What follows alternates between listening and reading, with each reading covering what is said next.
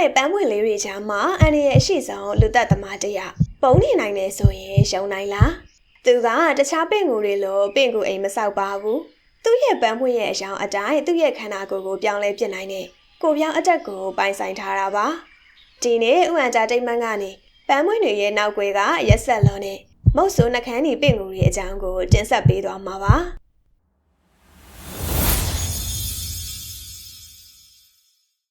သူ့ကိုနှခမ်းဒီပင့်ကူလို့ခေါ်ကြတယ်လို့ကနန်းတကောင်လို့ဘေးတိုက်လျှောက်တက်လို့ crash spider လို့လည်းခေါ်ကြပါတယ်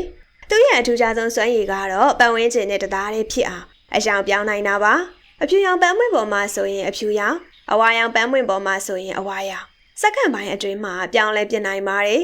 ဒါကြောင့်အစာရှာဖို့လာတဲ့ပြားတွေလိပ်ပြားတွေကသူတို့ရဲ့သေးမင်းကဘယ်နားမှာရှိနေမှန်းလုံးဝမသိနိုင်ကြပါဘူးဒီပင့်ကူကအရန်ကိုလည်းစိတ်ရှည်ပါတယ်သားကောင်ရောက်လာတဲ့အထိနိုင်ပေါင်းများစွာငြိမ်ပြီးတော့စောင့်နေတတ်တာပါ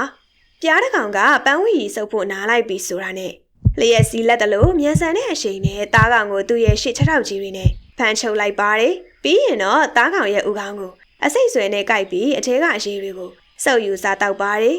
ပြားတွေဟာပန်းဝီရီရှာရင်သူတို့ကိုယ်တိုင်ဖြော်ရည်အဖြစ်အဆုံးသတ်သွားရတာပါ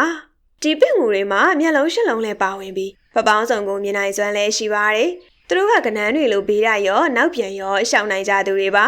ပိုပြီးထူးခြားတာကသူတို့ဟာပင့်ကူအိမ်မဆောက်ပေမဲ့သူတို့ရဲ့ပိုးမြင်တွေကိုတော့ဘေးကင်းအောင်ကျွဲကက်တဲ့နေရာမှာနဲ့ဥတွေကိုအကာအကွယ်ပေးတဲ့နေရာမှာအသုံးချတတ်ကြပါတယ်တဘာဝတရားဟာအလားတရားတွေနဲ့ဖုံးကွယ်ပြီးရက်ဆက်တဲ့အစီအစဉ်တွေချမှတ်ထားတတ်တာပါနောက်တစ်ခါတင်ပန်းမွေးလှလှလေးတွေကိုကင်တော့မယ်ဆိုရင်အထဲမှာဒီလိုနှခမ်းဒီပင့်ကူလေးပုံနေမလားဆိုတာအရင်ကြည့်ဖို့မမေ့နဲ့နော်ဒီလိုထူးဆန်းတဲ့တော်ဝါတွေအကြောင်းကိုထပ်သိချင်ရင်တော့ဥအန်တာတိတ်မန့်ကို subscribe လုပ်ထားဖို့လည်းမမေ့ပါနဲ့ရှင်နောက်ထပ်ဗီဒီယိုတွေမှာပြန်ဆုံတွေ့ပါမယ်ရှင်